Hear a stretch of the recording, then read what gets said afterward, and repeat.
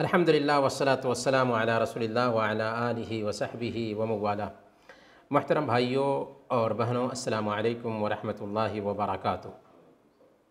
عقیدہ میں آج ہم کاہنوں، نجومیوں، جوتشیوں اور گم ہونے والی چیزوں کا پتہ بتانے والوں کے بارے میں جانیں گے کہ ان کے پاس جانے کا کیا حکم ہے۔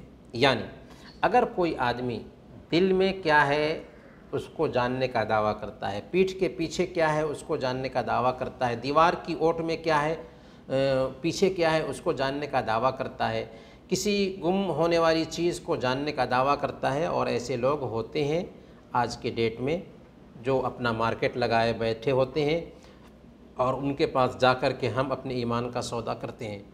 تو بحیثیت مسلمان کے ایسے لوگوں کے پاس جا کر کے ان سے پروکش کے بارے میں، غیب کے بارے میں پوچھنا، اندیکھی دنیا کے بارے میں پوچھنے کا کیا حکم ہے؟ تو صحیح مسلم کی یہ حدیث ہمارے لیے کافی ہے۔ اللہ کے نبی صلی اللہ علیہ وسلم نے بیان فرمایا، من اتی عرافا فسألہ عن شیء لم تقبل له صلاة 40 لیلہ۔ جو آدمی کسی کاہن، نجومی اور جوتش کے پاس میں آیا اور اس سے کسی چیز کے بارے میں پوچھا تو اس کی 40 دن تک نماز قبول نہیں ہوگی۔ 40 دن تک نماز قبول نہیں ہوگی کا مطلب کیا ہوا؟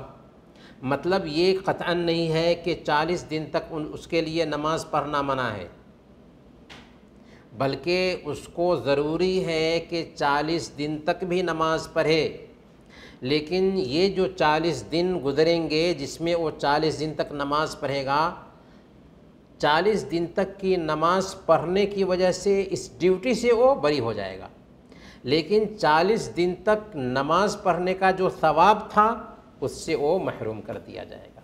گویا کہ 40 دن تک نماز قبول نہ ہونے کا مطلب یہ قطعاً نہیں ہے کہ وہ نماز چھوڑ دے گا، اس کے لیے ضروری ہے کہ وہ 40 دن نماز پڑھے۔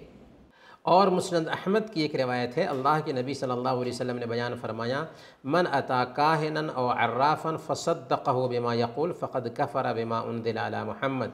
جو آدمی کسی جوتش کے پاس میں آتا ہے اور جوتش نے جو باتیں کہیں اس کو سچا مانتا ہے تو اس نے محمد صلی اللہ علیہ وسلم پر اتاری گئی شریعت کا انکار کیا۔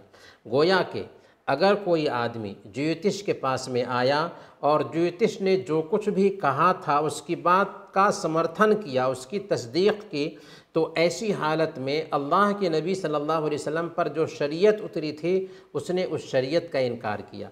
گویا کہ دو شکل ہو جاتی ہے یہاں پر۔ ایک شکل یہ ہے کہ ایک آدمی ہے جو جوتش کے پاس میں آتا ہے اور امتحان لینے کے لیے اس سے پوچھتا ہے، اس کی بات کی تصدیق نہیں کرتا، تو یہ معاملہ آسان ہے۔ ایسی حالت میں صرف 40 دن تک اس کی نماز قبول نہیں ہوتی۔ لیکن جو آدمی جوتش یا کاہن نجومی کے پاس میں جاتا ہے اور اس سے پوچھتا ہے اور جو کچھ بھی اس نے کہا تھا اس کی تصدیق بھی کرتا ہے، تو ایسے آدمی نے گویا کہ نبی صلی اللہ علیہ وسلم پر شریعت اتری ہے، اس شریعت کا اس نے انکار کیا۔ اچھا، ایک سوال ہمارا یہاں پر یہ ہے کہ جوتش جو ہوتے ہیں یا پروکش کی باتیں، اندیکھی دنیا کی باتیں بتانے والے جو ہوتے ہیں، وہ کہاں سے یہ نالج حاصل کرتے ہیں؟ آسمان سے، جی ہاں۔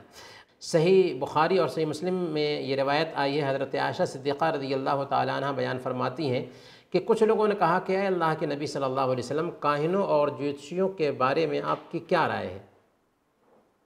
تو اللہ کے نبی صلی اللہ علیہ وسلم نے کہا کہ لیسوا بشیء، ان کی کوئی حقیقت ہے نہیں، ان کی کوئی حقیقت نہیں۔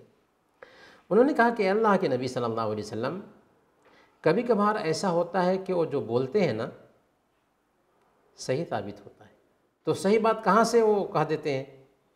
اگر ان کی کوئی حقیقت نہیں ہے تو صحیح بات کہاں سے وہ کہہ دیتے ہیں؟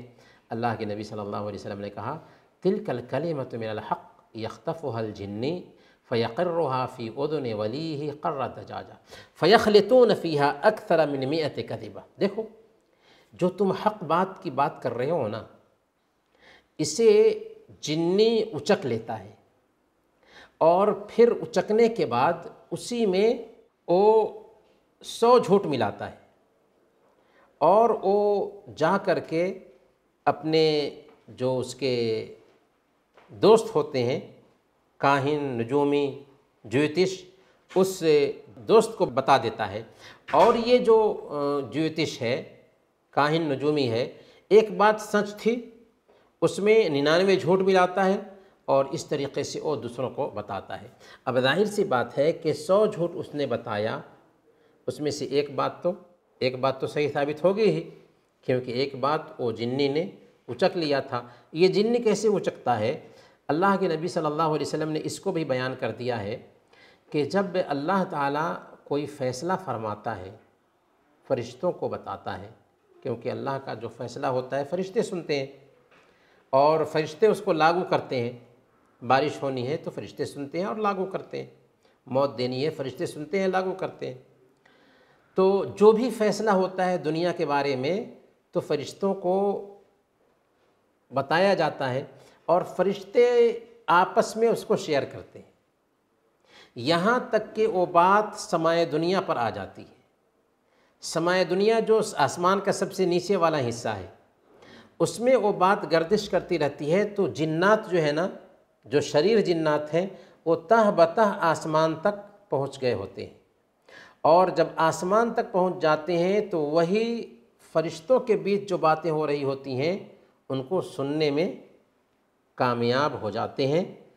तो कभी कभार क्या होता है कि शहाब साक़िब, कुरान में बताया गया है कि तारों का एक हिस्सा जो होता है उससे उनको मारा जाता है, जिसकी वजह से वो जल करके गिर जाते हैं और कभी कभार सुन नहीं पाते, या सुन भी लिए होते हैं तो वो जल जाते हैं और अपने मकसद में कामयाब नहीं हो पाते। और कभी कभार होता है कि वो उनमें से कोई सुन लिया होता है तो वही बात आ करके अपने काहिन नजूमी जिन को बताता है। अल्लाह के नबी सल्लल्लाहु अलैहि वसल्लम बयान फरमाते हैं कि ये आदमी उसमें 99 झूठ मिलाता है। अब जब कभी उसकी बात सही हो जाती है तो लोग कहते हैं कि देखो ज्योतिष ने सही कहा, और लोग 99 झूठ की तरफ ध्यान नहीं देते। और वाकई ये बात आज भी हूबहू सच साबित होती है कि आदमी ज्योतिष के पास जाता है, अगर किसी का कुछ भला हो गया ना, अब प्रचार शुरू कर देगा वो, अरे फ़लाँ के पास गया था ऐसा हुआ, फ़लाँ ने ऐसा बोला था वाकई सही हुआ। अल्लाह के नबी सल्लल्लाहु अलैहि वसल्लम ने इसीलिए कहा कि ऐसे लोगों के पास में नहीं जाना चाहिए, ये ईमान के सौदागर हैं। और अगर कुछ ऐसा होता है कि हमारा सामान कोई गुम हो गया है तो हमें ये यकीन रखना चाहिए कि उसे पता नहीं है, वो झूठ बोलेगा। और अगर सही हुआ भी तो हमें हुक्म ही नहीं है कि उसके पास जाएं, क्योंकि अगर सही हुआ भी तो शुबह वाली बात होगी। और हमें हुक्म है कि मेरा कोई सामान गुम हो जाता है तो किसी के ऊपर खामखा शुबह ना करें, हो सकता है उसने ना लिया हो और उस ज्योतिष के पास जाने की वजह से हम किसी के ताल्लुक़ से गलतफ़हमी के शिकार हो जाएं और ताल्लुक़ काट लें। तो बहर कैफ ज्योतिष के पास जाना किसी भी मामले में, चाहे सामान गुम हो या किसी भी मामले को लेकर के, ये ईमान का सौदा करना है और एक मुसलमान के लिए जायज़ नहीं है कि वो ज्योतिष के पास जाए।